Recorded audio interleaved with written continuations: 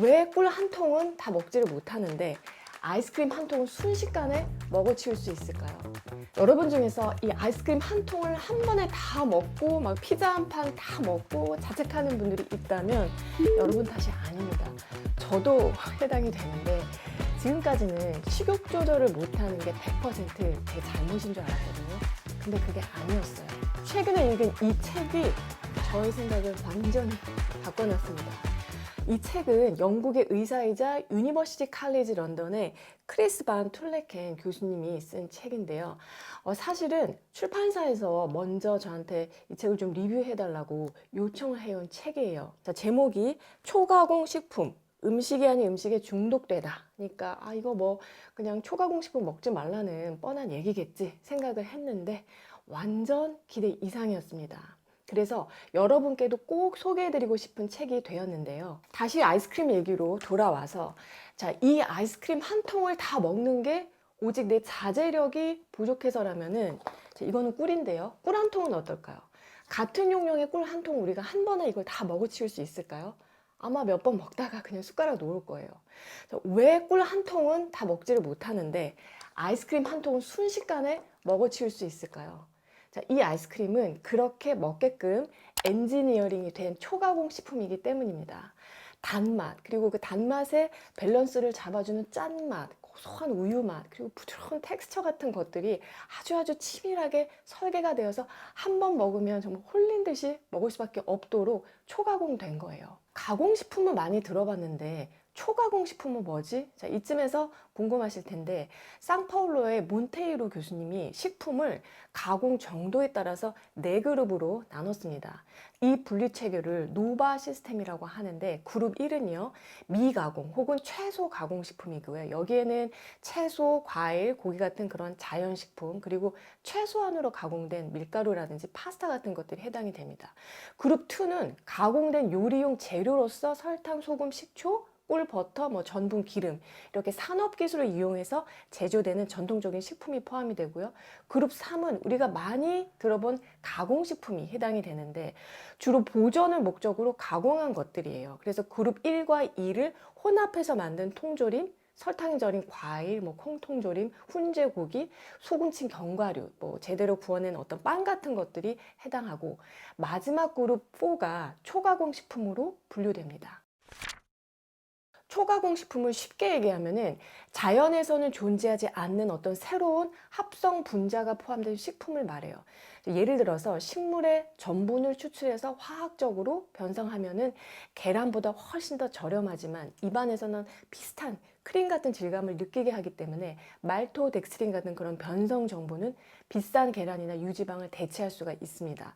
그러니까 지방, 단백질, 탄수화물이라는 3가지 필수 영양소의 가장 저렴한 버전을 만들어서 여기에 소금, 당분, 인공 색소, 향미료를 넣어서 재조합한 식품군이 곧 초가공 식품인데 그룹 1, 2, 3의 식품들을 집에서 해먹는 것보다 훨씬 더 저렴하게 그리고 간편하게 먹을 수 있다는 특징이 있습니다. 이미 우리도 너무 많이 먹고 있는데요. 자, 식품에 뭐가 들어있는지 그 제품의 라벨을 봤을 때 뭔가 익숙하지 않은 용어가 하나라도 있다면은 초가공 식품이구나 라고 생각하시면 돼요. 자, 이 책에서 제가 제일 흥미로웠던 부분이 저자가 직접 초가공식품 80% 식단으로 실험을 하면서 몸에 어떤 변화가 일어나는지 그 전후 과정을 생생하게 기록해 놓은 부분인데 몸소 이런 실험을 한 계기가 자, 세계적으로 문제가 되고 있는 비만의 원인, 그러니까 살찌는 원인이 지방이나 소금, 설탕 때문이 아니라 초가공식품 때문이다라는 주장이 논란이 되었고 그게 정말 맞나 궁금했던 거예요. 셀 메타볼리즘이라는 그 권위 있는 학술지의 한 논문이 발표가 되었었는데 사람을 2그룹으로 나눴어요. 그래서 한 그룹은 초가공 식단을 먹게 하고 다른 그룹은 초가공 식품이 전혀 없는 비가공 식단을 먹었습니다. 2그룹 모두 지방, 소금, 설탕, 식이섬유의 그 영양성분 양은 동일했어요. 2주 후에 2그룹은 서로 식단을 바꾸었고요. 전체 기간 동안에 참가자들은 자신들이 원하는 만큼 식사를 할 수 있게 했는데 자, 그 결과를 보면요.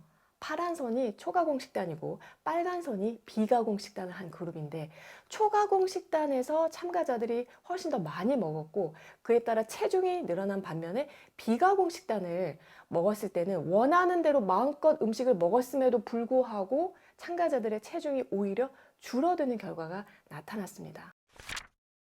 그래서 저자도 직접 초가공식품 80%로 이루어진 식단을 해보기로 하는데, 처음 4주에는 초가공식품 섭취를 끊고요. 그냥 비가공식품을 마음대로 먹는 기간을 가진 다음에 체성분 검사, 호르몬 검사, 뇌 MRI 같은 그런 전반적인 몸 상태를 검사를 했고, 이후에 4주 동안에 하루 먹는 음식의 80%를 초가공식품으로 하는 식단을 지속했습니다.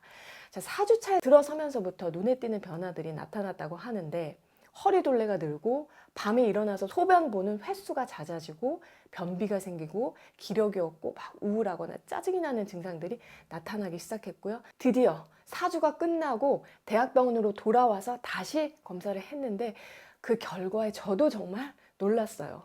체중이 6kg이 늘었고요. 호르몬 검사를 했더니 포만감 호르몬은 식사를 한 후에도 거의 반응을 하지 않는 반면에 배고픔을 느끼게 하는 그 호르몬은 식사 직후에도 하늘을 찌를 듯이 치솟는 모습으로 호르몬 체계가 완전히 엉망이 되어 있었고, 지방에서 나오는 렙틴 호르몬도 5배 이상 상승이 있었고, 염증 수치의 CRP 수치도요 2배 이상이 된 것을 확인했습니다.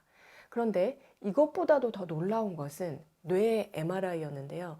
중독성 물질을 먹었을 때 강화되는 그 영역 사이의 연결이 반짝반짝하면서 늘어난 거예요. 일반 식품은 중독성이 없는데 초가공 식품은 중독성이 있다는 것이죠. 중독성이 있다면 우리가 적당히 먹고 멈추는 것이 불가능합니다. 모든 초가공 식품이 모든 사람에게 중독성이 있는 것은 아니에요.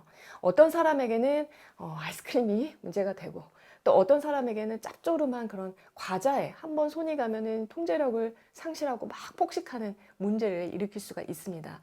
여러분한테는 어떤 식품이 문제가 되는 것 같으세요? 중독이라는 것을 의학적으로 진단하는 항목들이 있는데요. 예를 들면 해당 물질을 점점 더 많이 섭취하게 된다. 또 통제하려고 노력을 하지만 소용이 없다. 그리고 그 물질을 얻기 위해서 들이는 시간과 노력이 크다. 그 물질에 대한 강한 욕구를 경험한 적이 있다. 그리고 이게 핵심 기준인데, 해당 물질 때문에 약이 혹은 악화되었을 가능성이 큰 육체적 혹은 정신적 문제가 그 물질 때문에 계속 이어지거나 혹은 재발됨을 알고 있음에도 계속 사용하게 된다입니다. 그러니까 폭식을 하면서 죄책감, 수치심이 들어도 멈출 수가 없다는 거죠. 우리가 보통 가공식품이 건강에 안 좋다라고 알고 있는데, 자연식품의 어떤 보존을 위해서는 어느 정도 가공은 필요할 수가 있어요. 자, 그런데 정말 문제가 되는 것은 초가공식품입니다. 초가공식품이 해로운 것이 그냥 지방이 많아서, 소금이 많아서, 설탕이 많아서 혹은 식이섬유가 부족해서가 아니라, 내가 무엇을 먹어야 좋을지, 언제 먹어야 할지, 언제 멈춰야 할지 스스로 음식 섭취를 조절하는 자기 조절 능력을 잃어버리게 한다는 거예요. 우리 몸의 간, 췌장, 위장, 또 지방 조직 같은 많은 기관은요, 우리가 뭔가를 먹고 난 후에 소화관 그리고 혈액 속에 들어온 당분, 지방, 단백질을 감지해서 신경, 혈관, 호르몬 네트워크를 통해서 뇌에 신호를 보내고 또 뇌에서 오는 그 신호를 받게 됩니다. 이런 과정을 통해서 조절이라는 것을 하게 되는데, 자연에서 존재하지 않는 어떤 합성 분자가 재조합된 혼합물이 들어오면 뇌와 그 호르몬 조절 네트워크가 교란된다는 거죠. 커피나 담배, 약물이 중독성이 있다는 것에 대해서는 아마 많은 분들이 인지를 하고 있지만, 우리가 흔히 접하고 있는 이 초가공식품이 약물 중독 이상으로 중독성이 있을 수 있다는 것에 대해서는 아예 그냥 생각하지 못하는 분들이 많으실 것 같아요. 그리고 또 중독성 외에도 초가공식품이 문제가 되는 그런 이유들이 있는데요. 너무 빨리 흡수된다는 거예요. 그래서 포만 신호가 뇌에 도달하기 전에 흡수가 다 돼버려서 과식을 할 수밖에 없게 만든다는 것이고요. 또 유화제, 인공 감미료 같은 그런 첨가물들이 이 자연식품하고 비슷한 맛과 향, 그리고 질감은 흉내내지만 실제로 그런 음식이 들어오는 것은 아니기 때문에 맛과 영양소의 불일치가 일어나고, 이로 인해서 우리 몸에 다시금 혼란을 주고, 이 때문에 대사 스트레스가 일어난다는 겁니다.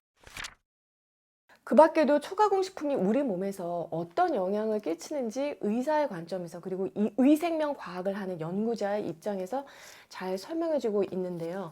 자, 결론적으로 저자는 이 초가공식품을 끊으라고 얘기하지 않아요.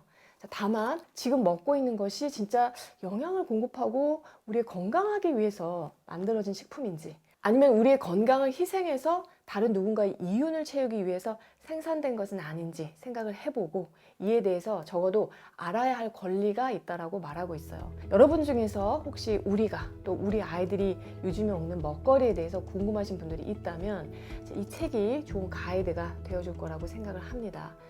여러분 올해도 정나래와 함께 슬기로운 식지생활 하시고요. 저는 다음에 또 좋은 내용으로 찾아뵐게요.